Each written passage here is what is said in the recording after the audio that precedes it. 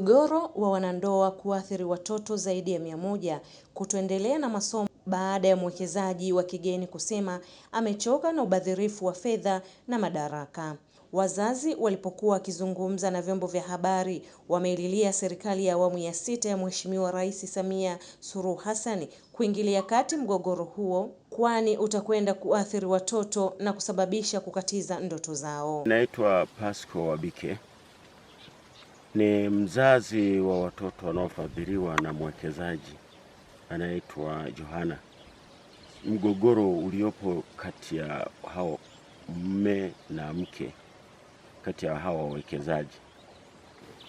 Lakini shida iliyopo ni kwamba sasa umefikia wakati changamoto hii imetumia muda mrefu zaidi, kiasi kwamba mwekezaji anataka kuondoka kutokana na mgogoro huo. Sasa sisi tuna watoto ambao wamefadhiliwa. Tuko zaidi ya 100 ambao watoto wetu wanafadhiliwa hapo. Wengine wako vyuo, wengine sekondari, wengine shule za msingi. Sasa serikali sijui inalitazamaje hili swala, maana taarifa zilizopo ni kwamba tayari limefika kwa mkuu wa wilaya, limefika kwa mkuu wa mkoa, limefika polisi na sehemu nyingine zote. Lakini hatuoni chochote kinachoendelea zaidi ya kwamba mwisho mwekezaji sasa anaonekana kukata tamaa na anataka kuondoka. Hofu yetu ni kwamba akiondoka mwekezaji, sisi watoto wetu tutawapeleka wapi? Kwa sababu wamesomeshwa kutoka chekechea mpaka sasa, wengine wako sekondari na wengine wako vyuoni. Ninaitwa Happiness Saidi Kasanga. Mimi binafsi nina watoto 3. Hawa watoto wote wanasapotiwa na wanapata elimu kupitia huyu mwekezaji. Tunaomba katika serikali hii, tukimuomba mama yetu Samia Suluhu Hassan, popote pale ulipo, sisi ni wanawake wenzako, sisi ni wamama wenye watoto ambao mwekezaji huyu anawasaidia kwa namna moja, mpaka watoto wengine wako vyuoni. Tunakuomba aidha umtume mwakilishi wako, hata waziri mkuu. Waziri mkuu naamini anaweza kutatua hili tatizo loko hapa, maana ni tatizo la muda mrefu sana.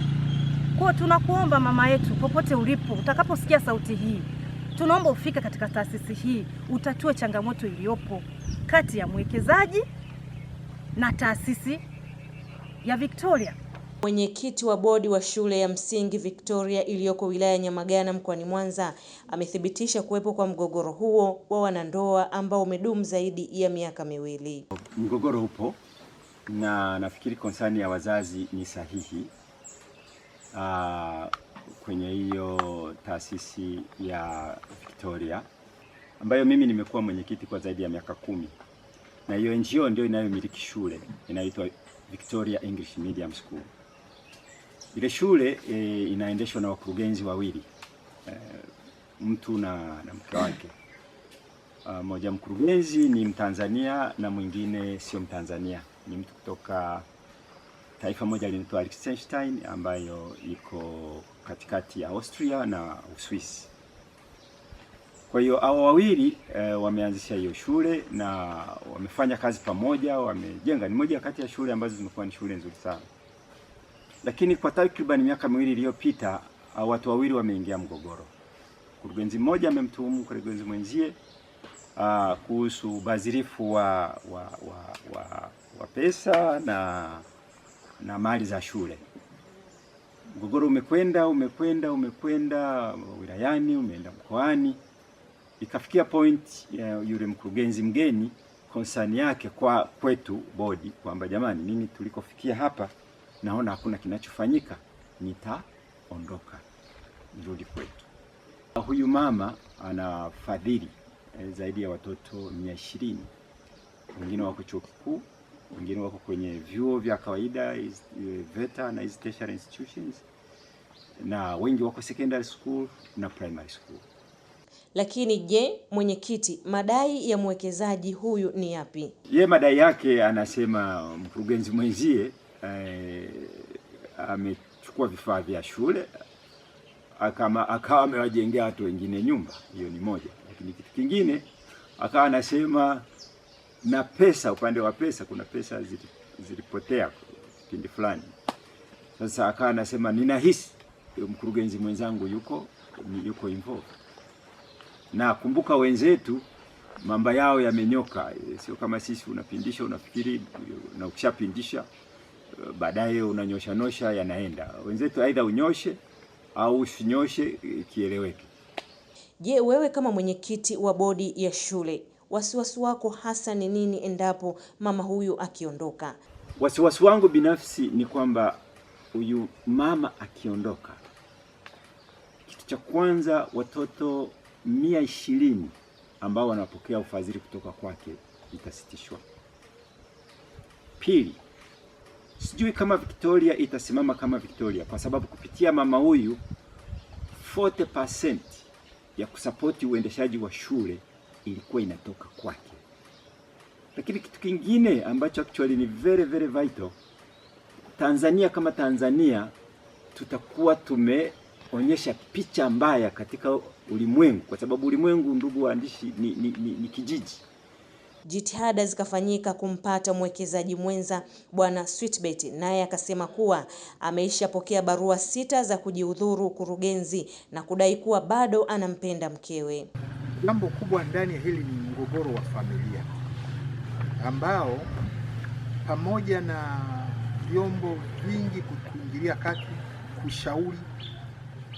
Bodi imeshauri zaidi ya mara 6, mkuu wa wilaya sijui zaidi ya mara 3, mkuu wa mkoa ameshashauri, RPC ameshatushauri mimi na yeye kwa masaa kadhaa, RCO ameshatushauri kwa zaidi ya masaa 4, lakini mwenzangu kila mnaposhauriwa yeye hataki kushauriwa. Alilonalo ndiye anataka liende, na pale mtu anaposhauriwa kinyume, basi anaona aende vingine, anaanzisha mbinu zingine. Mimi ni mke wangu ile nampenda. Hata hii unavyoona hii sumu amenipiga. Uliza nikaenda polisi, baada ya kufungua kesi, baada ya kuelezana madhara ya hii, nikaona ni madogo, nikaamua kufunga kesi kwa sababu nampenda. Kwa hiyo swala la wale watu ambao wamekuja wanasema mfadhili anataka kuondoka ni watu mapandikizi. Hata hivyo, alipotafutwa mwekezaji huyo kwa njia ya simu, amesema kuwa kama mkurugenzi huyo ataendelea kukaa hapo shule, wafadhili wa watoto hao 120 hawataendelea kulipa ada. Na kama wafadhili hawalipi tena, mimi siwezi tena kuwasaidia watoto. Sasa ni lazima serikali waamke na wajue kama Sweetbet anashinda kuendelea kuendesha shule. Wafadhili hawatatoa tena hela sababu wanachoka, wanasema haiwezekani. Mwizi anakaa shule na wanaendelea kusaidia watoto wakati serikali hawajali. Serikali wanajua kila kitu na wangekuwa na haki kumtoa.